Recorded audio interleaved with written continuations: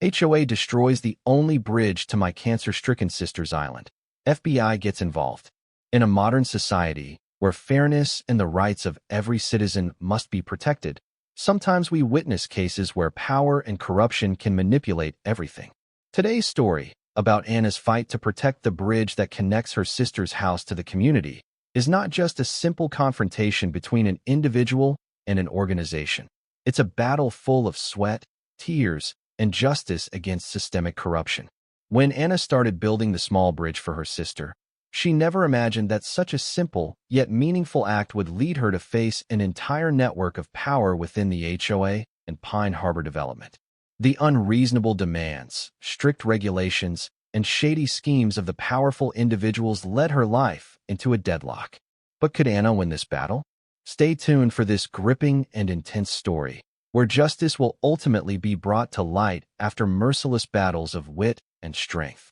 Can Anna keep the bridge for her sister and expose the corruption within the community? And if you are following this story, don't hesitate to share your thoughts and opinions in the comments below. What do you think about what Anna has done and the actions of the HOA? Will justice truly be served in battles like this? Watch until the end of the story to discover the outcome of the fight between good and evil in our society.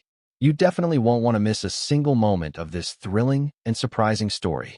That morning, as usual, I was sitting in the garden, one hand holding a hot cup of tea, the other gently stroking the wilted leaf of the rosemary plant in the garden. The scene was peaceful, the space blending into the crisp chill of the morning. But then, a sudden shadow appeared beneath the window, the bright yellow envelope. I immediately recognized it as a letter from the HOA. This was no ordinary letter. It was an official notice, demanding that I remove the wooden bridge I had built 9 months ago. This bridge, though small, was the only connection between me and my sister, Maya, who was battling terminal cancer. It felt like a heavy punch to the stomach. My hands trembled as I opened the letter. The words danced in front of my eyes. Unauthorized structure must be removed within 30 days. The bridge, a structure I had spent months building, was now being considered a violation of HOA regulations. They not only demanded I tear down the bridge, but also fined me $500 a day if I failed to comply. At that moment, it wasn't anger, but disbelief. I sank down on the porch steps, feeling as if all my strength had left me. This was the only bridge that allowed me to reach Maya, my sister, who was fighting a ruthless cancer. Every time she had chemotherapy, I relied on that bridge to bring her medicine, food, and sometimes just a hug to ease her pain. A sense of helplessness overwhelmed everything. I couldn't believe this was happening, couldn't understand why the HOA would make this request when the bridge was on my private land, not violating any common property regulations. How many times, during stormy days, I had to cycle for 45 minutes just to reach Maya's house. In those moments, the bridge was a lifeline. Every moment with her, I felt hope and strength. This bridge was Maya's lifeline. When she needed me the most, I could be there in an instant. But now, somehow, those in the HOA could make such a decision, all for a trivial regulation. The feeling of helplessness and despair rose within me. What was I supposed to do? Maya, my sister, was the strongest person I knew. All my life, she had been a role model for me. I remember when I was young, she taught me everything about resilience and patience. However, terminal cancer had begun to take a brutal toll on her body. She still tried to face each day, knowing that her time was limited. In the past, Maya and I had overcome so many hardships together, but now, I was the one who had to help her face the storms of life. The small island where she lived, Maya's Island, had been our family's home for 3 generations. And now, I received a notice demanding the removal of the bridge I had built. Just imagining the thought of not being able to care for her when she needed me, my heart ached even more. That bridge, though just a small structure, was the only link between me and her. Without it, I couldn't reach her when the storms or harsh winters came. This bridge was not just a simple object. It was a symbol of love, the bridge I had poured my heart into building, with just one purpose: to help my sister get through her toughest days. The bridge was where I could rush out every time I received an urgent call from her. Those were the most important moments, deciding whether she could continue fighting the disease. But now, The existence of that bridge was threatened by the unreasonable regulations of an organization I once thought would protect my rights. But no, this was the beginning of a battle I had never anticipated. I could not sit idly by anymore. After days of calling Karen, the HOA president, and always receiving the answer, "We'll get back to you," I decided to attend the HOA meeting that evening. It was an important meeting I could not miss. The bridge I built for my sister Maya was not just a structure, it was the very lifeline for her, and I would not let those cold regulations take away the opportunity to help her. Arriving at the 7 p.m. meeting at the community center, my heart raced more than ever. The hall was filled with curious eyes, but as I entered, no one expected how tense this battle would be. The community members sat silently, waiting, all attention focused on Karen, who was sitting at the head of the table, holding a sheet of notes, not even looking up when I entered. Karen was no stranger to me. She was the HOA president, and I had met her a few times before, but I had never seen her so cold and determined. As I stepped up to the podium, she remained seated, holding tightly to her papers without ever looking up. Looking at her, I could feel the indifference clearly present in her eyes and gestures. The whole room went silent. No one said anything. I decided not to hesitate any longer and walked straight up to the podium, standing there. "Karen," I began, my voice steady, but my heart pounding. "I'm here because of the bridge I built for my sister. It's not just a construction, but a lifeline for my sister, who is fighting terminal cancer." Karen smirked slightly, not even lifting her head from her papers. "Anna, I understand your reasons, but we've repeatedly said that this bridge was not approved properly.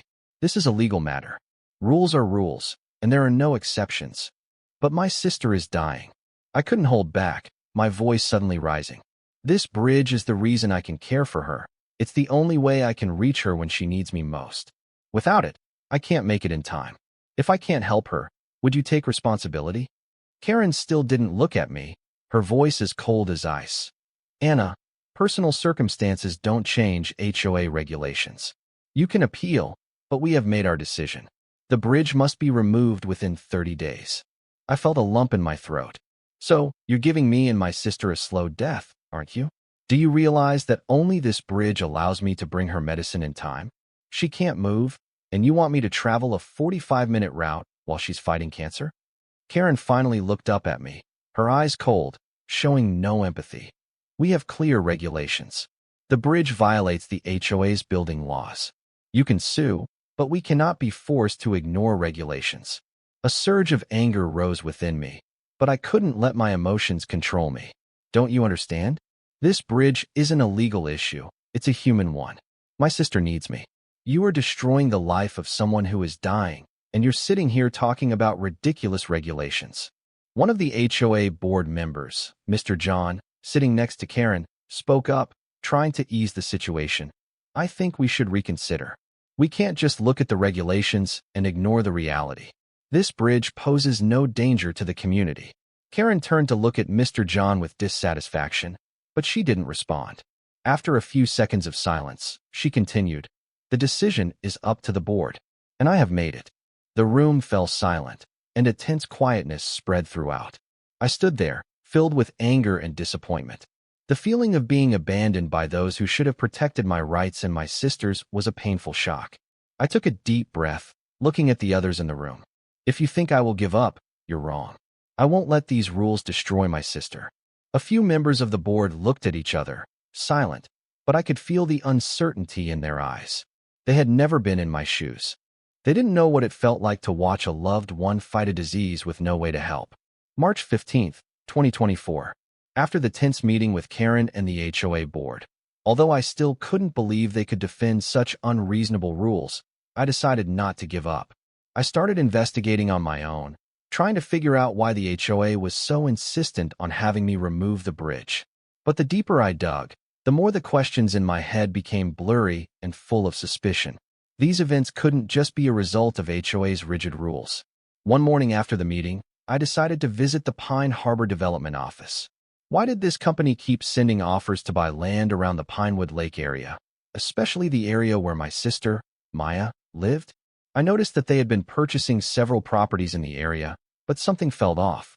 How could they know that my sister and I were facing a major legal issue without inside information? I drove to the Pine Harbor office and asked to meet with one of the employees. They weren't pleased to see me, but I couldn't back down. After a brief standoff, a man in a black suit, Martin Green, came out and said, "Anna, I understand you're looking into something, but we can't share information about our projects. However, I'll leave a business card if you'd like to discuss selling your land further." I felt like I had uncovered a clue. Pine Harbor wasn't just a real estate company. It was the nucleus of a larger plan being carried out under the guise of political deals. Back home, I decided to continue my investigation. The signs became clearer as I paid closer attention to conversations within the HOA, especially with Karen. I recalled a previous meeting where I questioned her about tearing down the bridge, and she casually said, "We're just enforcing the HOA regulations, Anna." At that time, I thought nothing of it, but now I realized it wasn't just a simple answer.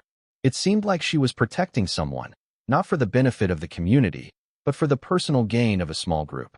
I started to track meetings between Karen and the HOA members, and I soon noticed a very close connection.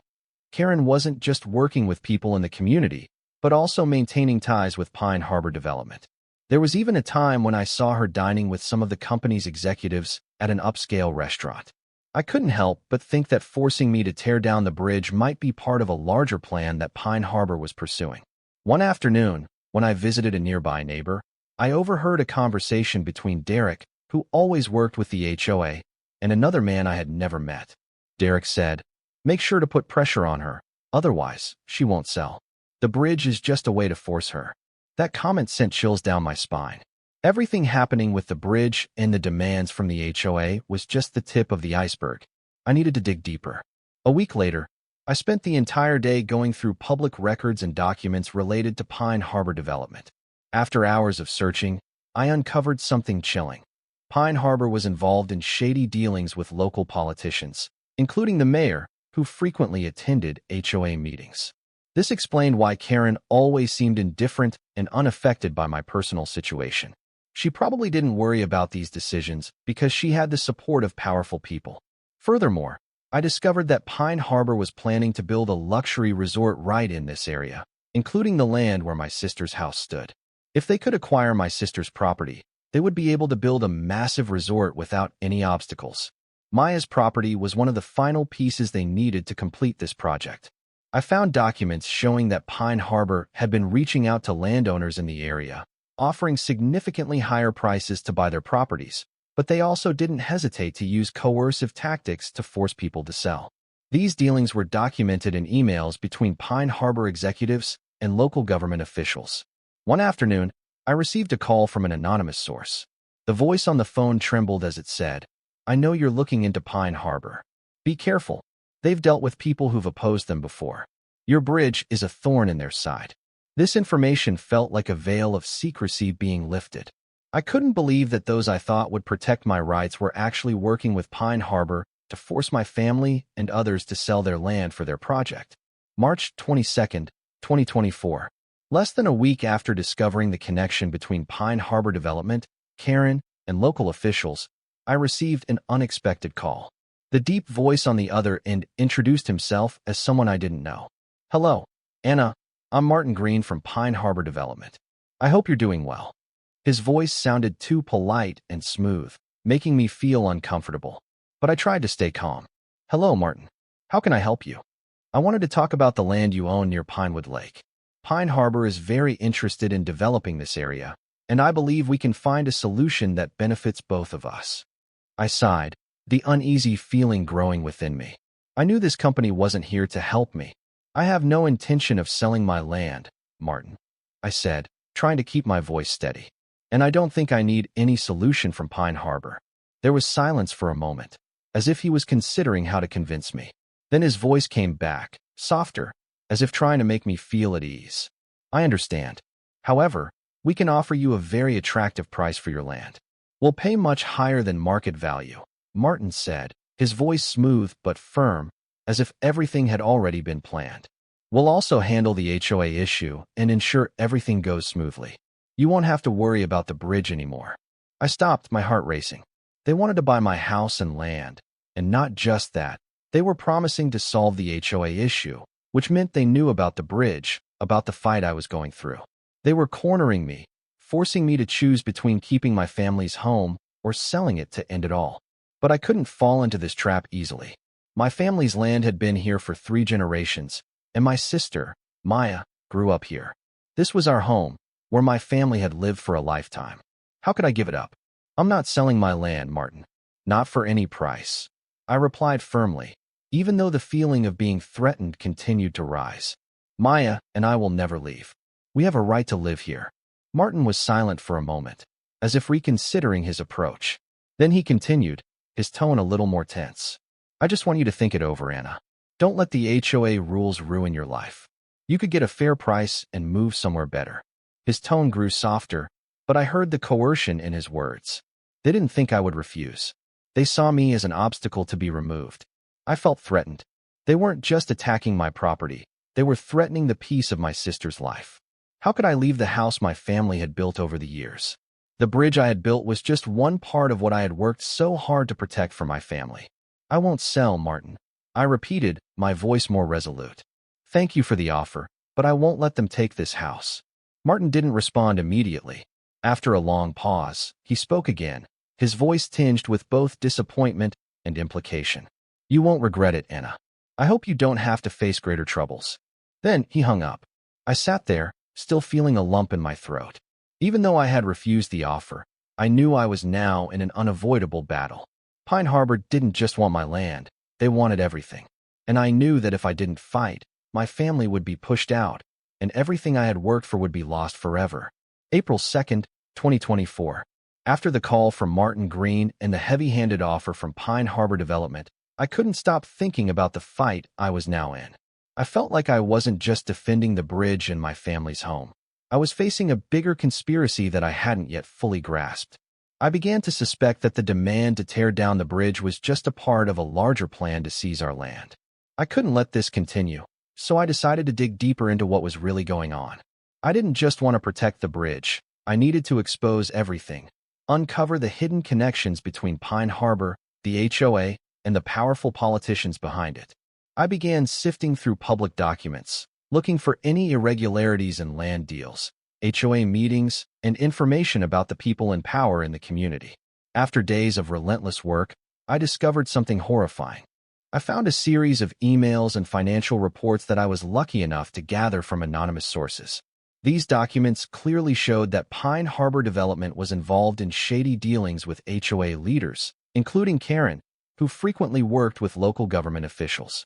They weren't just trying to buy land from residents at low prices. They were also manipulating land values and forcing people out of the area to build a luxury resort. In an email between Pine Harbor executives, I found information that they had discussed forcing landowners who refused to sell by exploiting HOA regulations. My bridge was not a random issue. Pine Harbor knew I wouldn't agree to sell, and they had used the HOA as a tool to pressure me. This became even clearer when I discovered that some Pine Harbor employees had reached out to local government officials to change regulations, allowing them to easily acquire land and begin building a luxury resort without any obstacles. This explained why I always felt the HOA was only protecting the interests of a few people, not the community, but instead promoting illegal projects. Every day, I uncovered another part of this larger picture, and it felt like I was being pulled into a struggle not just for land, but for justice. However, I knew I couldn't face this power alone. What I needed now were the right pieces of evidence and help from those who could bring the truth to light. As the truth slowly emerged, I realized I couldn't handle Pine Harbor and these connections by myself. I reached out to an old friend, James Wilson, a former FBI investigator now working in law.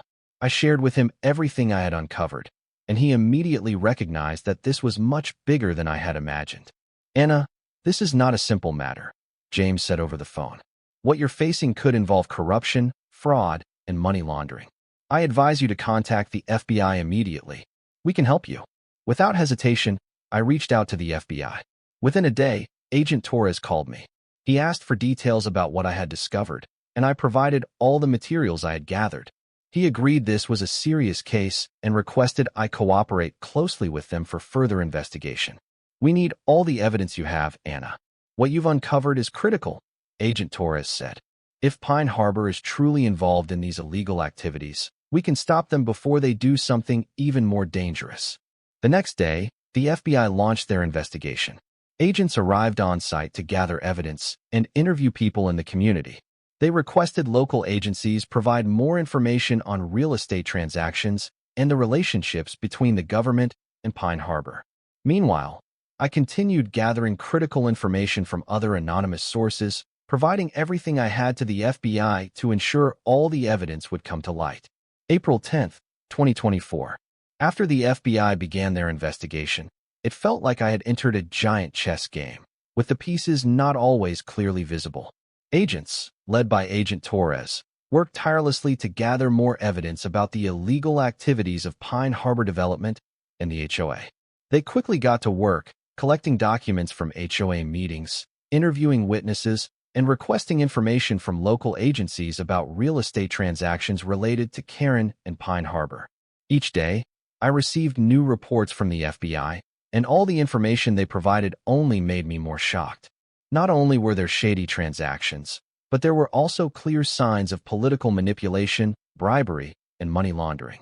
Emails, financial documents, and even secret call recordings from Pine Harbor proved that this company had colluded with Karen and several local government officials to buy land at a fraction of the cost, manipulate zoning decisions, and build a luxury resort. What surprised me the most were the secret meetings between Karen and Pine Harbor executives, financial exchanges that I never could have imagined.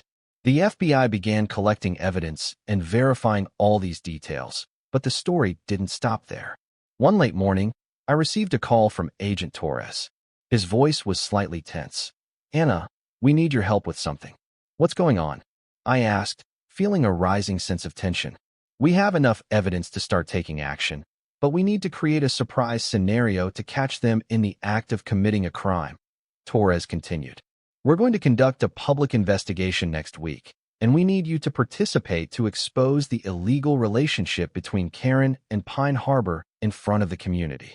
Although I felt uneasy about this situation, I knew it was an opportunity for the FBI to expose everything Karen and Pine Harbor had been doing in the shadows. I agreed to participate and promised to support them fully. The investigation began on April 15, 2024, during the HOA meeting. I knew this time would be different from the previous ones. Karen and the HOA members had no idea that the FBI had been tracking their every move during this time. This would be the moment they had to face everything they had hidden. I walked into the meeting room, and immediately, I could sense the tension in the air. Karen was sitting in the center, her eyes narrowing as she glanced at me skeptically. The HOA board members remained indifferent, as if they were ready to make decisions based on their own agenda. But this time, I didn't feel helpless. I knew the truth would be revealed. When the meeting started, Karen opened with her usual lines. "We are here to discuss the issues that need to be resolved in the community." She presented a list of violations that the HOA had identified and began with issues that seemed trivial. But I could clearly feel that these were not the only reasons I was there. Throughout the meeting, I noticed some unusual signs from the people in the room.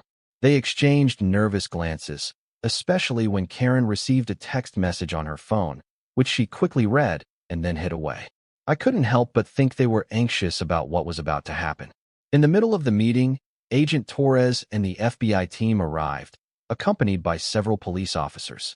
Suddenly, one of the FBI agents stood up, walked toward Karen, and asked her to stand. "Karen Mitchell, we have a search warrant and an arrest warrant for you, charged with corruption, fraud, and illegal building violations related to Pine Harbor Development," Torres declared in a firm voice. The entire room went silent. The faces of the HOA members, including Derek, Sophia, and others, were stunned, as if they couldn't believe what was happening. Karen didn't immediately react. She stood there, her face devoid of emotion, but her hands were trembling with fear. "I don't know what you're talking about," Karen shouted, trying to resist. "This is an unjust attack. I haven't done anything wrong." Torres remained unshaken, continuing, "We have gathered enough evidence, and now it's time for the truth to come out." Soon after, the FBI agents began arresting Karen and several other HOA members. As they led Karen outside, I felt like a heavy burden had been lifted from my shoulders. The bridge I had fought to protect was no longer just a physical structure, but had become a symbol of justice prevailing. Things were beginning to clear up, and I could feel we were approaching a major turning point in this struggle. April 20th, 2024. Finally, after weeks of investigation and the shocks I had faced, the FBI publicly released evidence of the widespread corruption involving Karen and the HOA members. But this wasn't the end. The entire community, who had suffered under the manipulation and oppression of the HOA's wrongful decisions, needed to know the truth. They needed to see that we were fighting for justice, not just for a bridge, but for the integrity of the community. I decided to hold a community meeting. After contacting the neighbors I had built relationships with, I invited them to the community center that evening to share important information and hold an open discussion about what had happened. The entire community needed to know what Karen, Pine Harbor, and some of the HOA leaders had done. That evening, the community center was packed. People, from large families to those living alone, came to attend the meeting. The atmosphere was tense, but also filled with anticipation. Karen was no longer the only one with power in the room. I stood up, holding the mic, and began to share my story. What I said wasn't just about a bridge, but about a larger struggle for transparency and justice in the community. Ladies and gentlemen, today I'm not just here to talk about the bridge I built for my sister. I'm here to share the truth about what's been happening in our community. I began. We've been deceived by those in power in this community, people we trusted. They have manipulated the regulations, broken the law, and done all of this for their own benefit. I continued telling the story of my investigation about the shady dealings between Karen and Pine Harbor Development, the illegal transactions I had witnessed, and the information I received from the FBI. They tried to force me to sell my family's land, just because they wanted to build a resort. But I can't let them take what has been in my family for 3 generations. I continued, looking at the faces in the crowd. We are not just fighting for the bridge. We are fighting for fairness for all of us. As I finished my speech, a silence enveloped the room. Then, Sophia, a young mother who lived near me, stood up and spoke. I know exactly what she's talking about. The HOA forced me to tear down my kid's playset just because it was too visible from the lake. But they did nothing when Derek parked his huge boat right on the road. This isn't the first time they've done this, but they never listened to us. Other neighbors stood up one by one, sharing their own stories of violations they had faced with the HOA. Homes forced to dismantle awnings, gardens fined for not adhering to landscaping rules, and the unreasonable demands they had to endure. Marcus, an older man who had lived in the neighborhood for over 30 years, stood up and said, "I've been here for over 30 years, and I've never seen anything like this. The HOA has definitely been protecting the interests of a few people. We can't let them keep doing this." The community began sharing their own stories, and the atmosphere in the room became more tense than ever. These stories were not isolated examples. They were clear evidence of manipulation and abuse of power. As people began to realize that the truth I was bringing to light was not just about me, but about all of them, support started to rise. The entire community began to stand up, showing their resolve and fighting against the injustices we had all been suffering. The next day, some of my neighbors and I decided to launch an information campaign. We began handing out flyers, sending emails to everyone in the community, and sharing the documents, emails, and evidence we had gathered from the FBI and our investigations. Our goal was not just to expose the corruption of the HOA and Pine Harbor, but to help everyone understand what we were up against. We organized more community meetings, inviting people to join discussions and work together to come up with an action plan. We also reached out to local reporters, sharing our story with the public and calling for support from community rights organizations. These events marked a crucial turning point in the fight against Karen and Pine Harbor. The community no longer stood silently, but had united to face the manipulation of those in power. The bridge, which I had fought so hard to protect, had now become a symbol of the community's struggle. April 25th, 2024. After weeks of intense investigation and meticulous preparation by the FBI, the day we had been waiting for finally arrived. Agent Torres and his team were ready to carry out raids at Karen's house and the homes of key HOA members. This was a major turning point in the fight, not just for me, but for the whole community. But before it happened, I felt nervous.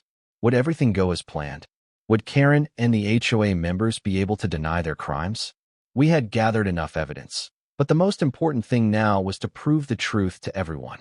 That morning, As I was preparing for the next community meeting at home, I received a call from Agent Torres. He didn't waste any time, simply announcing that they had begun. "Don't worry, Anna. We're on the ground. Just wait for the results," Torres said, his voice full of confidence, but also a hint of tension. A few hours later, I received messages and calls from neighbors and friends in the community, notifying me that the FBI and police had arrived at Karen's house. The black FBI vehicles were parked in front of her home, and the special forces began moving in to execute the arrest warrant. The scene was unbelievable. Karen, who had once been the one with power and control over everything in the community, was now facing serious charges. People in the neighborhood, who had once been intimidated by Karen, now stood outside her house, watching the event unfold, their faces filled with curiosity and anxiety. When Karen was arrested, her reaction wasn't what I expected. Instead of protesting or screaming, she just stood silently, her hands hanging limp, and her lips tightly pressed together. Karen couldn't deny it anymore, as the FBI had enough evidence to conclude that she had manipulated HOA decisions, laundered money, and engaged in corrupt activities related to Pine Harbor's land deals. As the police placed the handcuffs on her, Karen let out a quiet sigh, as if she had known this outcome for a long time. She glanced at me once, her eyes no longer filled with arrogance. Her eyes were empty, devoid of resistance, only acceptance. She understood that it was all over now. Her schemes had been exposed. And I didn't do anything wrong. I only did what I thought was best for this community, Karen said, her voice a weak justification. But I no longer felt any sympathy. I had witnessed too much suffering from Karen and Pine Harbor's abuse of power, not just with me, but with everyone else in the area. I replied, my voice resolute. "You didn't do anything wrong. You deceived all of us. You ruined the lives of people in this community for your own benefit. Today, justice has come." And then, Karen was led out of the house, right in front of her neighbors. She could no longer hide her defeat. The secrets had been revealed, and the community finally knew the truth. After the arrest, the FBI continued their investigation, carrying out searches at other locations tied to Pine Harbor development. The illegal connections between Karen, HOA members, and Pine Harbor were slowly brought to the public's attention. The FBI gathered more crucial documents proving that Karen and the HOA's decisions had never been for the benefit of the community, but to serve their own personal profit and Pine Harbor's illegal project. Anna's fight had finally come to an end as the crimes of Karen and the HOA members were completely exposed. After days of relentless struggle, Anna not only protected the bridge that was crucial for her sister, but also brought justice to the entire community. The bridge was not just a physical structure, but a symbol of resilience, a fight against corruption and the abuse of power. And in that final moment, justice was served. But more importantly, what Anna had protected were the values of family, community, and righteousness. Each one of us may face challenges, but if we stand together, we can change everything. No matter how large corruption may be, it can never escape the light of truth. Karen and the power brokers will have to face the consequences of their actions. And if you find this story inspiring and want to continue following exciting legal battles and justice-driven stories, don't forget to subscribe to my channel, HOA Karen Files. Here, we'll continue to bring you stories of justice, thrilling cases, and truths you cannot miss. Don't forget to hit the notification bell so you never miss an exciting video. Join us on this journey as we explore and confront the important issues in society. Thank you for watching and always supporting HOA Karen Files. Please continue to share your thoughts about this story in the comments. We'd love to hear from you.